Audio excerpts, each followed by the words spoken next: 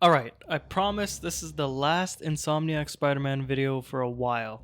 Like I said in my last video, I wanted to ride the hype train a little more by talking about one glaring issue that all of these games have. Without further ado, let's get into it.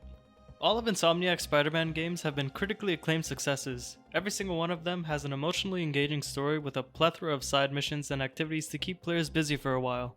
But what happens when you reach 100% completion in the main game? I guess you can do a New Game Plus run, but then what? Another New Game Plus run? How many times are you going to play New Game Plus before it gets boring? After reviewing all three of Insomniac's Spider-Man games that are currently out, the one thing I noticed is that these games are severely lacking in terms of replayability.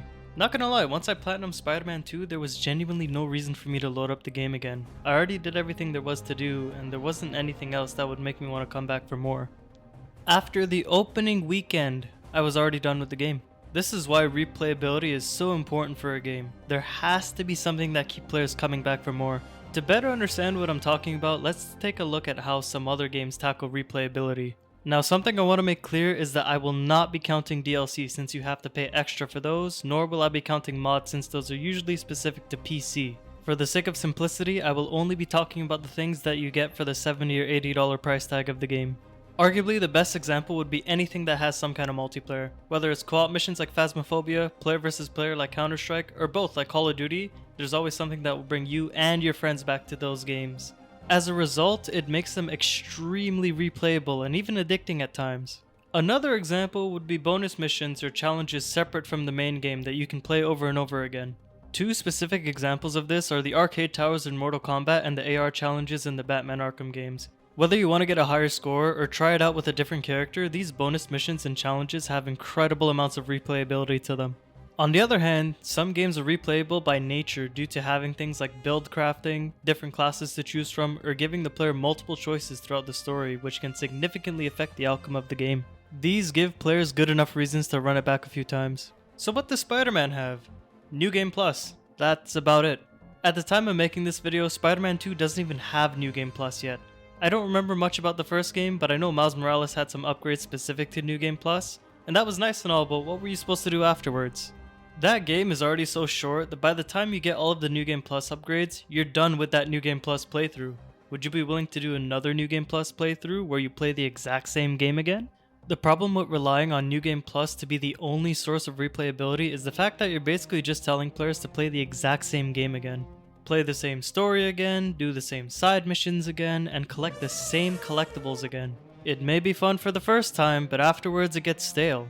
Especially since you know what's going to happen and when it's going to happen. At least in Batman Arkham Knight, they randomized the Man-Bat jump scare so you never knew which building you would encounter it on. Yes, it's a small change, but it was still enough to keep you on your toes temporarily in a New Game Plus run. The problem with the Spider-Man games is that we get none of that. This hurts the game in the long run because, like I said at the beginning, once I platinumed Spider-Man 2 on opening weekend, I was done with it. And yes, I know you could argue that, oh well, you ran through the whole game in the weekend, that's your fault, and you know, that is fair, I will give you that. And almost definitely come back for New Game Plus.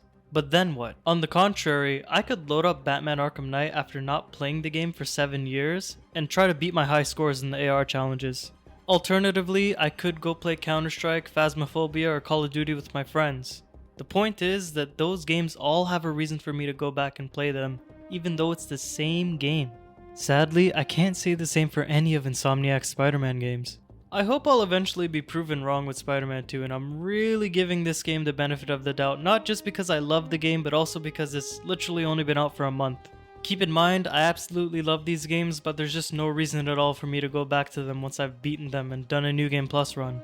These games already have spectacular traversal mechanics and combat mechanics that are on par with the Batman Arkham series. That being said, it would be cool to have some bonus challenges like the Batman AR challenges. If you're one of those people that enjoy multiple New Game Plus runs in these Spider-Man games, by all means, keep doing that if it makes you happy. However, I think I speak for myself as well as a decent amount of people when I say that for a series of games that constantly get compared to the Batman Arkham games for obvious reasons, there's much more to be desired from them. With that being said, let me know what you think. Do you agree that there should be more content in the game, or are you content with what's currently available? If you do want more content, what would you be interested in? Please feel free to comment down below, and as always, thank you so much for watching. I'll see you in the next one.